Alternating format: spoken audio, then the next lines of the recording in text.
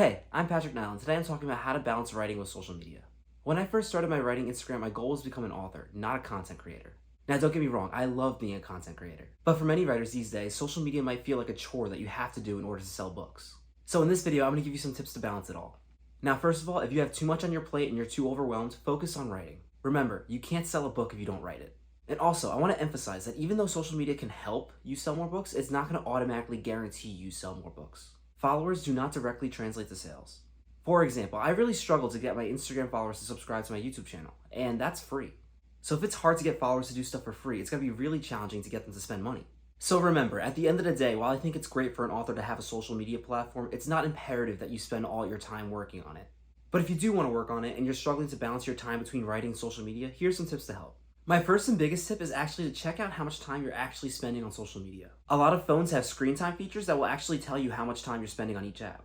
For me personally, I was shocked by the amount of time that I was spending on Instagram. On one day, I spent more than 5 hours on the platform. So for me, the easiest way to find more time to write was simply taking some of that time I was spending online and changing that to writing time. Now, I'm not saying you can't spend time on social media. What I am saying is if you're spending 4 hours on YouTube, maybe try to spend 1 or 2 hours on YouTube instead and dedicate the rest of that time to writing. Still be sure to watch my videos though. Moving on, you can also choose to have one day of the week where you don't use social media at all and just focus all your free time to writing. Personally, that strategy is a little extreme for me, but it might work for you. My next tip is going to be to simplify social media. In my video about how to grow an author platform on Instagram, I talked about not worrying too much about the algorithm. And that's because if you focus a lot on the algorithm, social media can feel like work. Instead, I just try to post the type of content that I like to see on the app because I know other people will like it too. Speaking of likes, you should definitely like this video. It really helps me out with the YouTube algorithm. I know I just said not to worry about the algorithm, but you can think about it a little bit. When it comes to simplifying social media, you might also have to simplify the way you're posting. Figure out how long it's taking you to create a post. If that time is over 25 minutes, then you're probably overthinking the whole process. Remember, not every post on social media has to be something extravagant. In fact, it's better to make simple posts consistently. And finally, on the topic of simplifying social media, maybe try to focus on one platform at a time. Now, personally, I'm on several social media platforms, but I also have a lot of experience with it. Even for me, running Instagram, TikTok, YouTube, Threads, it can be a lot. So I would definitely say if you're struggling to manage an author platform on multiple different apps, I would choose your favorite app and focus on that. I always think it's better to start small and build up from there. My next tip is to focus on the social aspects of social media. Social media should be about interacting with people, not chasing impressions. Instead of thinking of growing your author platform, focus on making connections with new authors that you enjoy.